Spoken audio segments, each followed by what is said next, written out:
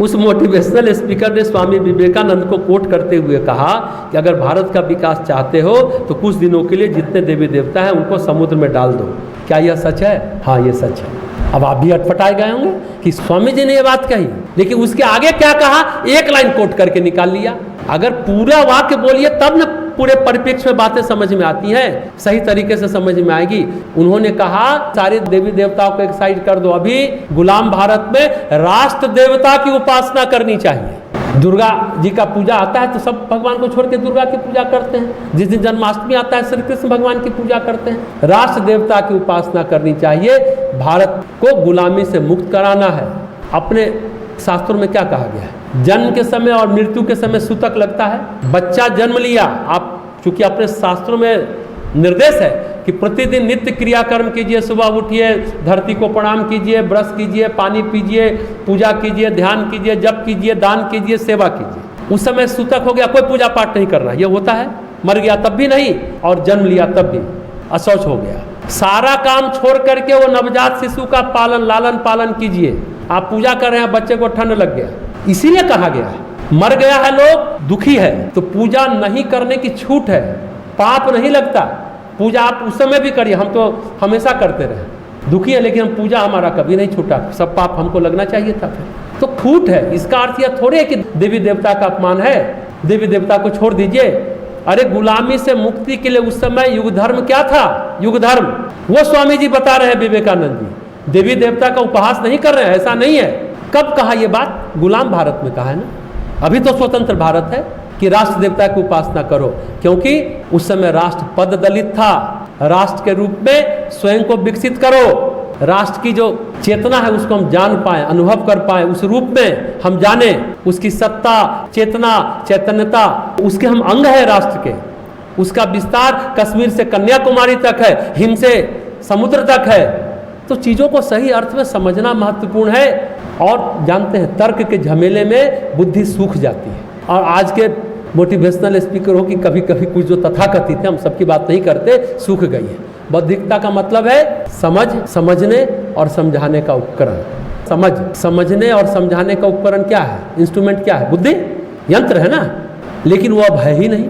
हम क्या कहते हैं? कोई भी चीज़ महत्वपूर्ण तब होता है जब हम क्यों कहते हैं। जब हम समझते हैं कि हम क्या कहते हैं, क्यों कहते हैं और कैसे कहते हैं, जब हम समझते हैं तब हमारी जो सूचना है, हमारी बातचीत है, वो ट्रांसफ़र होनी चाहिए, एक दूसरे को आदान प्रदान होना चाहिए। हम अपनी सूचना संप्रेषित करते हैं, बात बताते हैं जब हमारी समझ सही हो। तो जब समझाने वाला ही स्वार्थी हो जाए, अहंकारी हो जाए, प्रतिष्ठा के लिए लोलुप हो जाए, तो फिर जीवन से समझ लुप्त हो जाती है।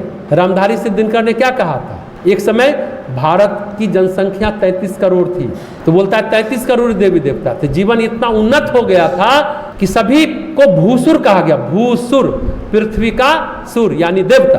33 करोड़ देवी देवता है। ये अर्ध सत्य है, पूर्ण सत्य नहीं कह सकते। इसलिए कि देवताओं के 33 कोटियां होती हैं, 33 प्रकार होते हैं। कोटि मतलब प्रकार।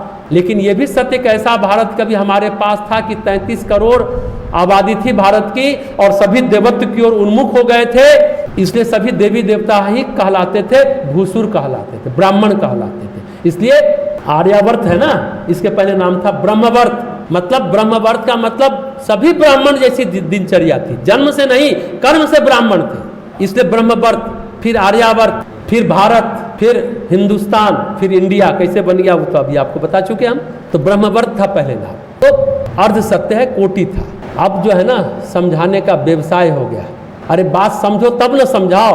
आज इन सब लोगों पर जो व्यवसाय करते हैं उन पर क्या टिप्पणी की जा सकती है? अरे कोई काम करना चाहते हैं तो प्रश्न आता है कि क्यों करना चाहिए। जब प्रश्न आता है क्यों करना चाहिए, जब उत्तर आ जाता है तब हम करने जाते हैं। उत्तर नहीं मिलेगा तो हम नहीं करेंगे। लेकिन इस तरह से जीवन को जो समझाने वाला है उसके पास उत्तर है क्या?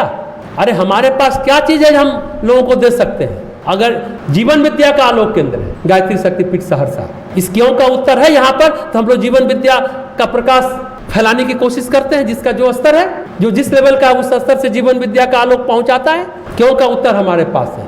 अगर आलोक का केंद्र ये गायत्री शक्तिपीठ सहरसा नहीं है तो फिर हम बेकार है। असल प्रवचन आजकल एक धंधा बन गया है। हमने पहले भी एक क्लास ली थी, कहा था प्रवचन करने से कोई ज्ञानी नहीं हो जाता, प्रवचन करने से ज्ञान की प्राप्ति नहीं होती है।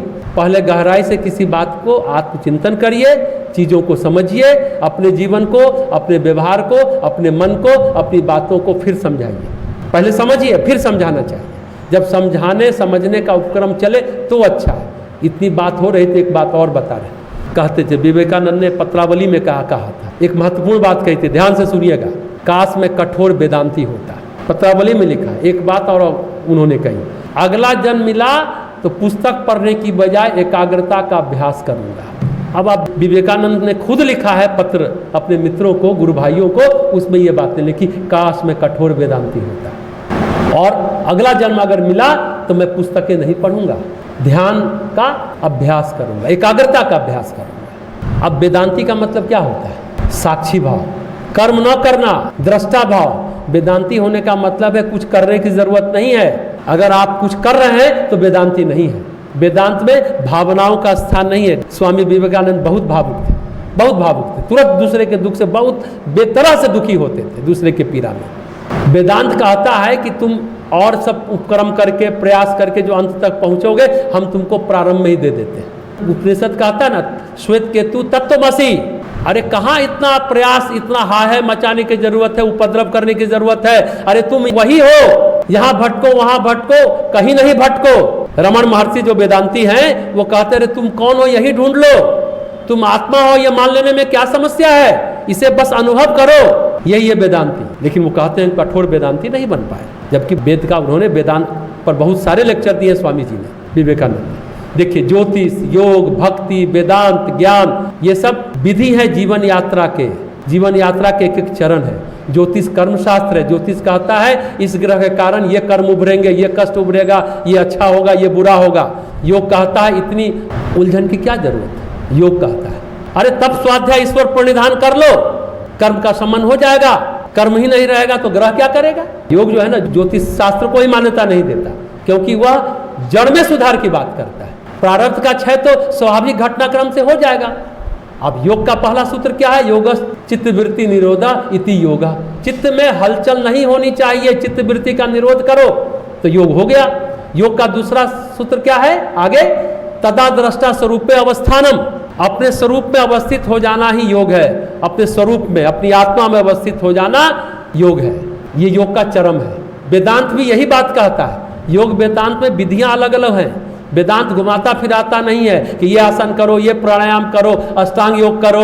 रमन महर्षि भी हंसते हैं, योग है ना आडंबर के अलावा कुछ नहीं है। तो वे तो योग और तंत्र को मान्यता ही नहीं देते।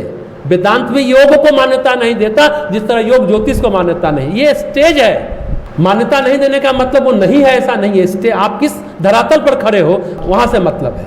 तो कहने का अर्थ है कि भगवान में चित्त वृत्तियों को स्थिर कर लो तो चित्त निरुद्ध हो जाएगा, भगवत प्राप्ति हो जाएगी। भक्ति ये कहता है मन को भगवान में स्थिर कर लो। अभी कहा ना, भक्त मतलब जो विभक्त नहीं होता, बटा हुआ नहीं होता, वो है भक्त। वो द्वंद्व में नहीं जीता है। तो भगवत प्राप्ति मतलब मन एकाग्र हो गया, एक हो गया। वही योग भी कह रहा है, वही भक्ति भी है। विधि अलग अलग है। योग भी यही कहता है चित्त को स्थिर कर लो, अपने स्वरूप में अवस्थित हो जाओगे। वेदांत कहता है तुम खुद ही दृष्टा हो, क्यों इधर उधर भटक रहे हो? ज्योतिष में कर्म है, पर संसार कर्म से विराम लेने नहीं देता, ज्ञान से विराम मिलता है। ज्ञानी होगे तो विराम मिलेगा, यानी वेदांती होगे। दो ही अवस्था है, एक अबोध अवस्था, एक बोध अवस्था। संसार में जो भाग दौड़ कर रहे हैं, अरे मेरे पिता मर गए, मेरा भाई मर गया, मेरा बच्चा बीमार हो गया, मेरा व्यापार चला गया, मेरी नौकरी चली गई, इसको उपनिषद क्या कहता है? ये है अबोध अवस्था। एक बैठा है शांत भाव से, अरे मर गया चला गया, पैसा जाने दो, ये सब मिथ्या है। वो है बोध अवस्था। अबोध से बोध की यात्रा में सब कुछ है। ज्योतिष भी है, योग भी है, भक्ति भी है, ज्ञान भी है, वेदांत भी है। ज्योतिष कर्म क्षेत्र को शुभ और अशुभ में बांटता है। ज्योतिष कहती है शुभ को स्वीकार करो, अशुभ को अस्वीकार करो। लेकिन योग कहता है न शुभ को स्वीकार करो, न अशुभ को स्वीकार करो। न पुण्यम न पापम, न सौख्यम न दुखम, न पाप न पुण्य न सुख न दुख, कुछ भी नहीं। चित्त शुद्धि की अवस्था में न शुभ बचेगा न अशुभ बचेगा। ज्योतिष वहां गड़बड़ा जाती है। देखिए हम आप ज्योतिष की बात कर रहे हैं, ज्योतिष की सीमा क्या है? ज्योतिष संसार तक है। संसार में ज्योतिष का महत्व है जब तक हम देह धारण किए हुए हैं। देह है तो ज्योतिष की मान्यता है, उसका महत्व है, उसका अनुपालन भी करना चाहिए, उसके निर्देश को मानना चाहिए कि कब क्या कैसे करना चाहिए। लेकिन आप मन के पार हैं, देह के पार उतर गए मन के पार उतर गए तो फिर ज्योतिष वहाँ कुछ नहीं करेगा, बस आपको कृष्ण तक पहुँचा देगा, भगवान के दरवाजे तक पहुँचा देगा, अंदर नहीं पहुँचा पाएगा। ज्योतिष की सीमा यही तक है। योग भी वही करता है। योग कहता है कि अरे भाई कोई प्रयोजन नहीं है, ग्रहों को क्यों मनाते हो? अगर ज्योतिष को मान्यता देंगे तो चित्त वृत्ति का निरोध कभी नहीं होगा। काहे कि शुभ को स्वीकारेंगे, अशुभ को अस्वीकारेंगे, तो शुभ जब भोगेंगे, नया कर्म करेंगे, तो कब कर्म का बैगेज हल्का होगा, मोक्ष मिलेगा नहीं, केवल ज्ञान होगा ही नहीं, कर्म का बोझ बढ़ता ही चला जाएगा। योग को वेदांत मान्यता नहीं देता है। क्या कहता है? तुम ठीक कहते हो कि दृष्टा को अपने स्वरूप में स्थित हो जाना चाहिए, आत्मा में स्थित हो जाना चाहिए, लेकिन इसके लिए आसन प्राणायाम करने की क्या आवश्यकता है? बहुत बड़ी बात है। और वही बात महर्षि पतंजलि ने 194 सूत्र कहने के बाद 195 सूत्र में क्या कहा? ईश्वर प्रणिधानात्वा। अंत में कहते कोई सूत्र, कोई आसन प्राणायाम मत करो, ईश्वर प्रणिधान कर लो, यानी प्रणिपात, ईश्वर में समर्पित हो जाओ, तब समाधि हो जाएगी योग में। और भक्ति में सचमुच कोई फर्क नहीं है। भक्ति कहती है भगवान में मन लगा लो, चित्त वृत्ति निरुद्ध हो जाएगी अपने आप। और वेदांत कहता है ये सब कुछ करने की जरूरत नहीं है, भगवान तुमको आत्मा बना देगा क्या? अरे तुम खुद ही आत्मा हो। वैसे भगवान को भी वेदांत नहीं मानता, कहता है तुम वही हो, तत्त्वमसि अयम आत्मा ब्रह्म। ये वेदांत कहता है तुम वही हो, तुम आत्मा नहीं हो, परमात्मा हो, इसलिए हाय हाय करने की जरूरत नहीं है। तो विवेकानंद के कठोर वेदांती वाली बात का तात्पर्य है, अगर वो कठोर वेदांती होते तो अमेरिका जाते, बेलूर मठ बनाते, पूरे भारत की यात्रा करते।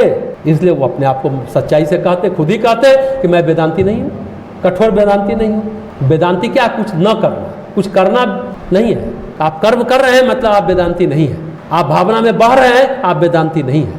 बात ये है, अध्यात्म का मतलब है अपने अस्तित्व के मूल केंद्र में पहुंचना। अध्यात्म का मतलब यही है, अधिज और आत्मा, यानी आत्मा में वास करना। लेकिन अध्यात्म कहता है कील की तरह स्थिर रहो। चक्की चलता है ना, मुठिया चलाती है, कील की तरह स्थिर रहो, केंद्र में रहो। जीवन में कर्म चक्र चलता रहता है, लेकिन आप कील की तरह स्थिर रहो। प्रारब्ध जनित घटना का क्रम चलता रहेगा कर्म चक्र में, समझे ना, लेकिन अपने स्वरूप से विचलित मत हो। आप परिस्थिति से बहुत ज्यादा प्रभावित हो तो मुठिया बन जाओगे, परिधि पर चले जाओगे। और कील बनना चाहते हो या मुठिया बनना चाहते हो? प्रश्न ये है आप कहाँ खड़े हैं? संसार में है, चिंतन आपका संसार तक सीमित है, तो आपको ज्योतिष की जरूरत है कर्म को सही करने के लिए कि सही कर्म कैसे करें। संसार से बाहर खड़े हैं तो वेदांत की जरूरत है। बीच में योग है, भक्ति है, और ये सारा आपको संसार से बाहर निकलने में मदद करेगा। हम जो अगर ये बातें कर रहे हैं, हम जो बोल रहे हैं, तो ये भी क्या संकेत देता है कि हम संसार से बाहर नहीं है, संसार से पार नहीं हो गए। लेकिन हम भी प्रयास कर रहे हैं, मुठिया से कील बनने की यात्रा में प्रयासरत हैं, परिधि से केंद्र की यात्रा की कोशिश कर रहे हैं, अबोध से बोध की यात्रा में एक एक कदम बढ़ाने की कोशिश जारी है। पर विवेकानंद फिर क्या कहते हैं जानते हैं? जिंदगी की समझ तब आती है जब चलने का वक्त हो जाता है। तो जितनी जल्दी समझ में आ जाए उतना अच्छा, नहीं तो जब तक देह है, देह की जरूरत है, देह का कष्ट है, देह में दर्द है, तो ज्योतिष की भी जरूरत है, योग की भी जरूरत है, आयुर्वेद की भी जरूरत है, नेचुरोपैथ की भी जरूरत है। तो सबका अपना अपना जगह महत्व है, भक्ति का भी, ज्ञान का भी, वैराग्य का भी, वेदांत का भी, ज्योतिष का भी, ये अपने अपने जगह महत्वपूर्ण है। ये समझने की जरूरत है, ना कि किसी तरह किसी को कहीं से बैठ करके गलिया रहे हैं।